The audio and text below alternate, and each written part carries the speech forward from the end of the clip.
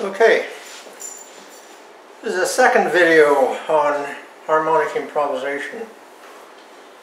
We started this a couple videos back on Twinkle Twinkle Little Star.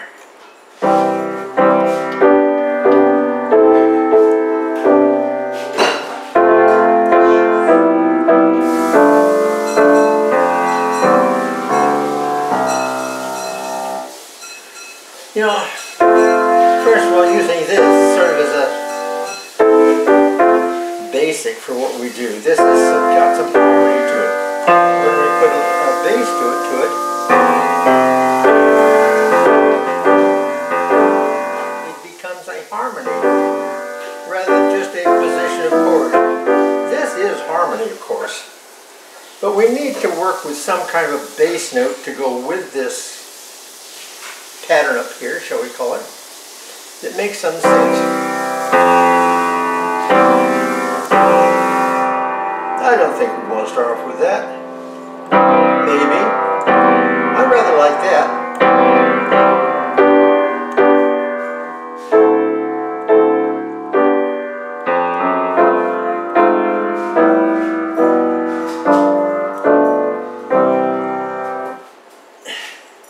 I may not like it, but I'm learning something from it. Work with these things because it's the basis. Now you can work with the improvisation and the melody, but that's another thing. Then we'll work with the chord. This is what we're doing right now. This is your learning process at the present moment. So then, happy birthday, okay?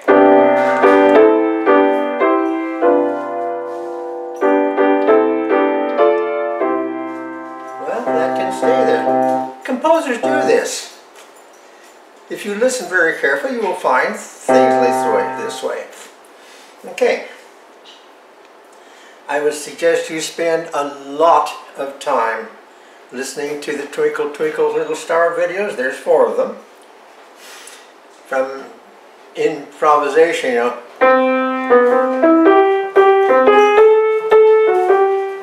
Melodic improvisation. To harmonic improvisation. Okay. Then you go into happy birthday and do the same thing. Work it, work it, work it. And as I've said also in the comments section in YouTube, if you aren't spending 2 to 4 hours on this, you'll never get it. You spend 15 minutes, forget it. If you're not willing to put your life's blood, so to speak, into this work, you aren't really interested. This has to be part of your life for a while. This has to be worked on. Just this would be the same thing if you were studying a foreign language.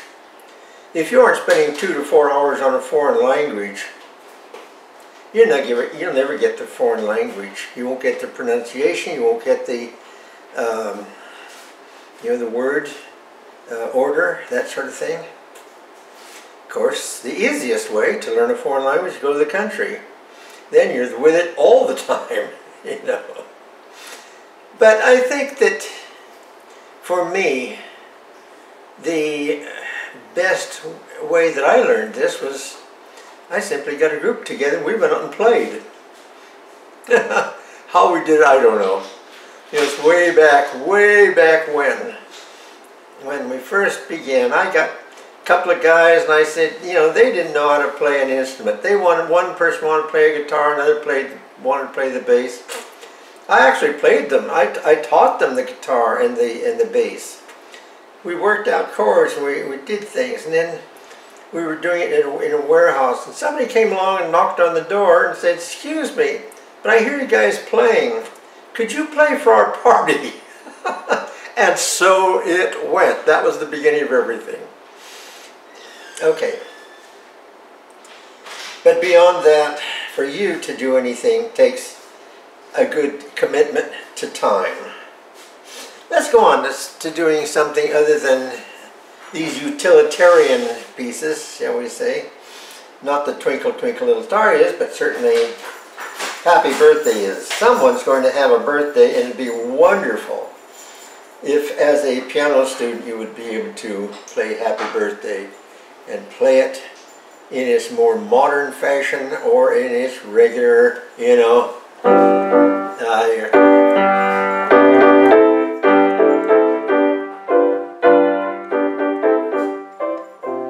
so it sounds normal. That doesn't sound normal. This does sound normal.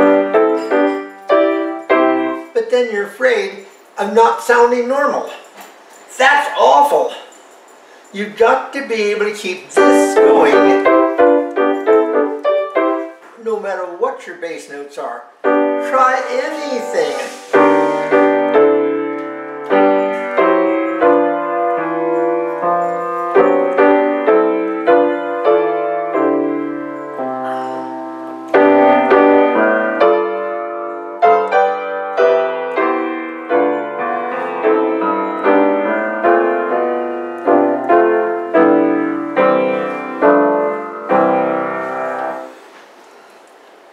That ends well, huh?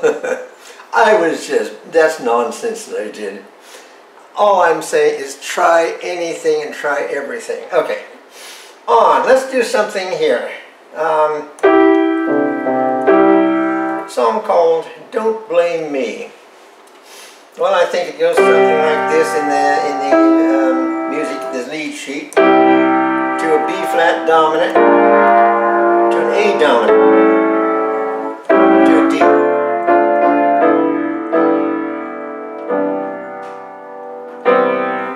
and so on. Well, again, that sounds normal. Normal, at least to the lead sheet. You're doing something that somebody else tells you to do.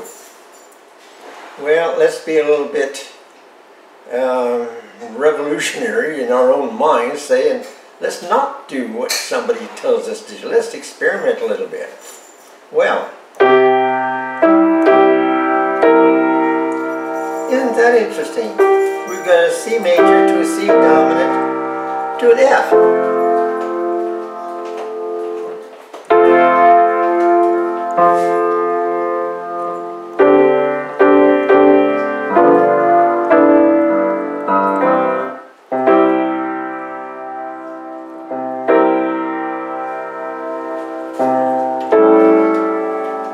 Well, that's interesting.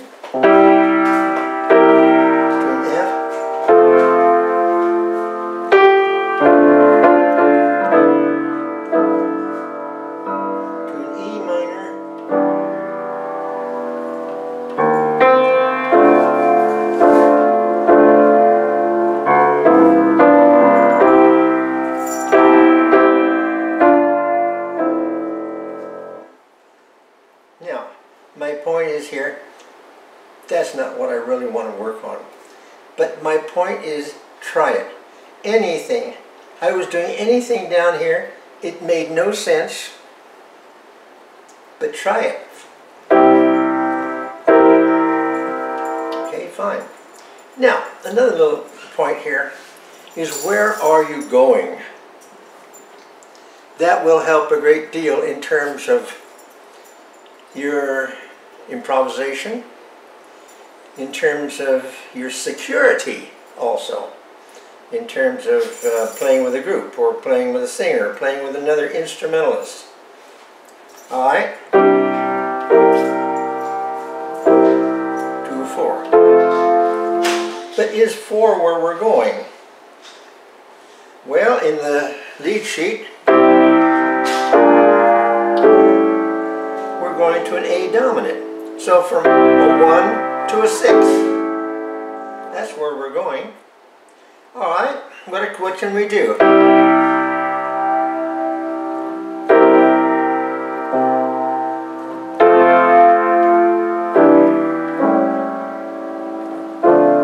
See, I fudged a little bit there, did you notice?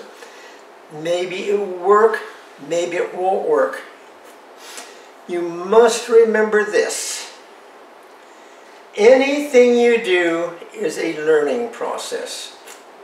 Every mistake you make makes you aware of what you're not doing, or what you're doing that you don't want to do, or the sounds that you don't like. But you might come across something that you do like. Pay attention to it and then justify it. Justify it in terms of your thirds. Remember that in the last video. 1, 3, 5, 7, 9, 11, 13. That's a highly complex chord. But it's a gorgeous chord. Oh, this brings to mind something I found out. Why don't we go to an F minor 11 chord. Oh my heavens, I love that chord. Oh, it makes me shiver with delight. A flat is your minor third. 1, 3, 5, minor 7. The ninth, step above the root. That's the 4th degree of the scale, so it's the 11th. 1, 3, 5, 7, 9, 11. Now, the melody goes... So why don't we go... Excuse me? Now, into another minor 11 chord. Minor 11 to another minor chord. That's gorgeous! And also, by the way, now watch.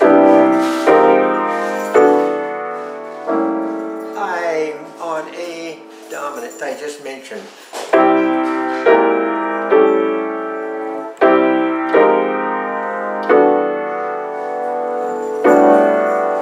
And you don't need to change your right hand as you go from here to here.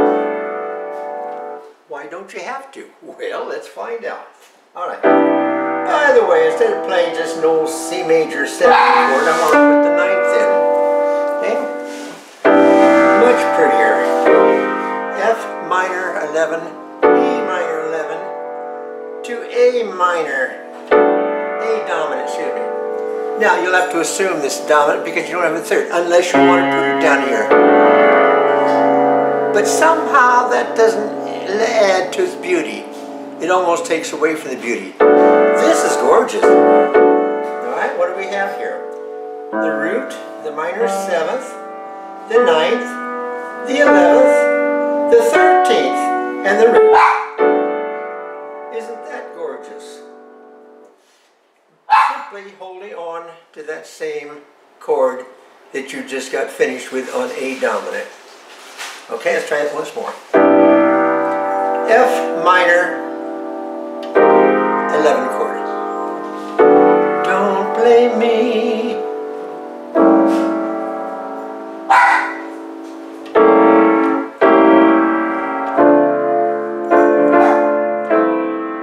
Now, again, don't change your notes in the right hand except for the melody coming down to an E. 1, 3, 5, 7, 9, 11, 13.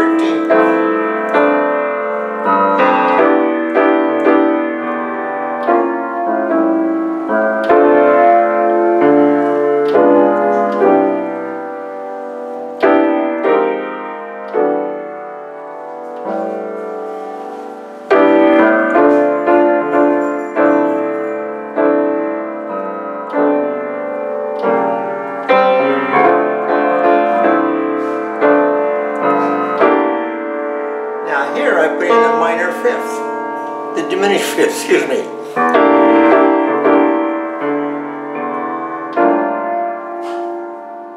Isn't that a gorgeous chord? 1, 3, 5, 7, minor 9, 11, minor 13. Simply by the fact of keeping the same note from the previous chord. Why don't you give that little bit of information a try? Keep the same notes from the previous chord. Okay? Let's try 1, 6, 2, 5, 1. 1, 6, 2, 5. Now from 2 to 5, keep the 2. And then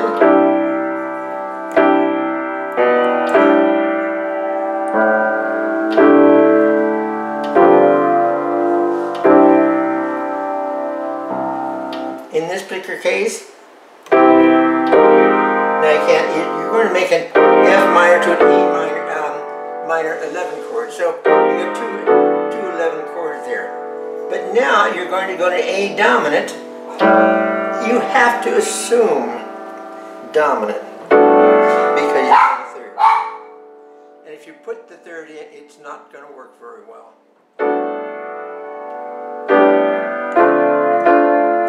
Now keep these notes that you have on this D minor and go to a G, but make your melody comes down. Now there's another beauty. Root minor 7th, the 9th, the 11th again, and the 13th.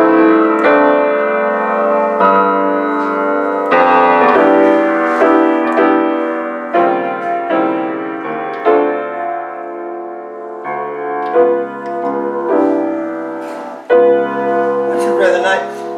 As a sort of contrast between these chords that were, you know, this kind of thing. Complex in terms of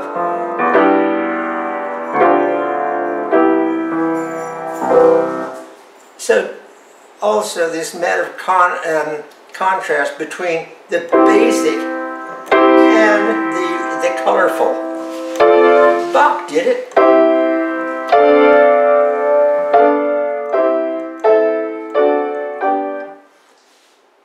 Keeping the same note, only one note changes.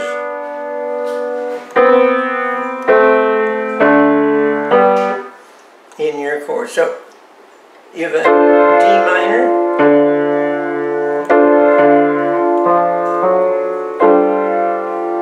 you've kept the same right hand.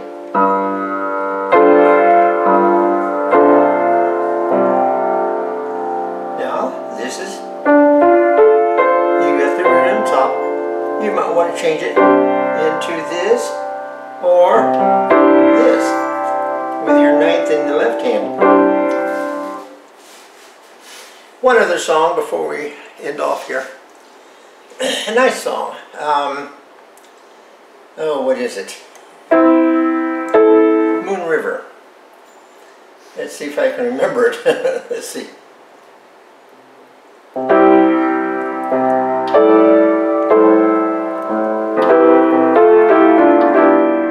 Yeah. Alright, plain old C major. I would suggest, in the more modern sound, don't leave anything just plain C major, unless it's the very last chord, and finish it off with this kind of a sound, with a major third, period. That can be very effective. That also can be very effective. Okay, so, now, the melody goes 5, 9, 8, 7, 6, 5, 4, and so on.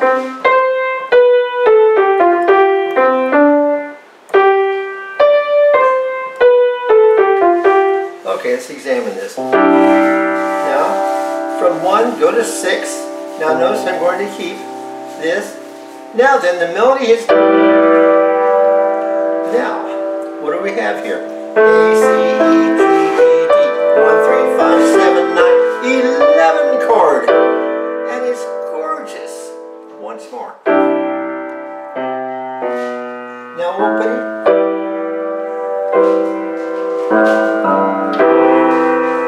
Whoa, what do we have here? From F, 1, 3, 5, 7, 9, again an 11. Now there is, if you want to put it into force, as a contrast between what you had before.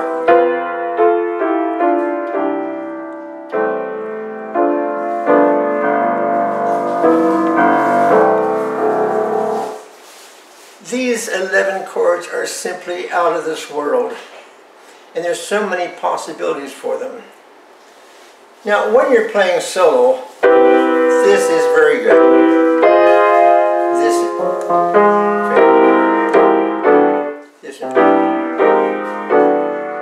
because you're playing all of the notes of the harmony. If you're playing with a group, it might be a good idea to do this. Play your fourth. It's a little bit open, and do a bit more of that kind of thing. to let the other people be heard.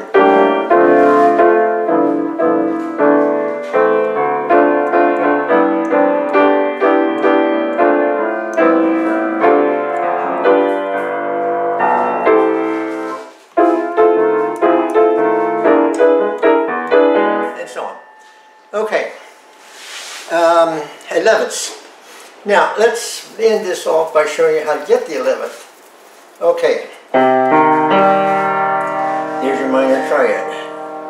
Alright, from the 5th, going up, the minor is a minor chord, so minor, 3rd, minor, 7th, in thirds then, okay? Okay, there's your chord. Minor, 3rd, minor, 7th, the characteristic intervals for the minor chord, and there's your minor. And then if you do just a half a step, you've got your B minor, excuse me, B minor 11. So, F minor, always from the 5th. Notice I've had the minor 3rd in the left hand. Now I'm not going to change anything. Add the A. Now,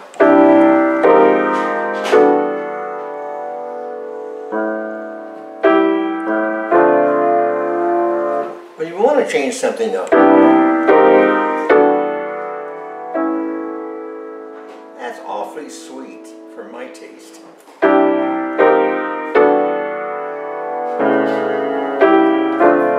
No, I don't like it.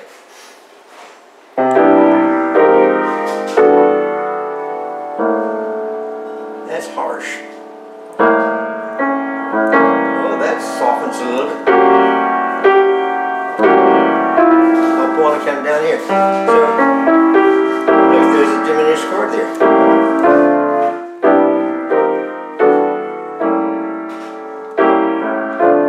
That I like. Not that I'm going to do it all the time, but it's there for me when I want to use it. And there's probably the key to the whole thing. You're working toward things that are usable for you whenever you need it. If you know that, it's there for you when you need it. But don't call that your total musical vocabulary. It don't work. Okay? You've got to expand your vocabulary, you've got to expand your whole knowledge of the language of music. And that comes from constant use. Just as in school. If you remember in grade school or junior high or so on, you're in an English class and your teacher had you write essays. Aha! And oh, she graded them. Boy, did she have a lot of red marks on your essays.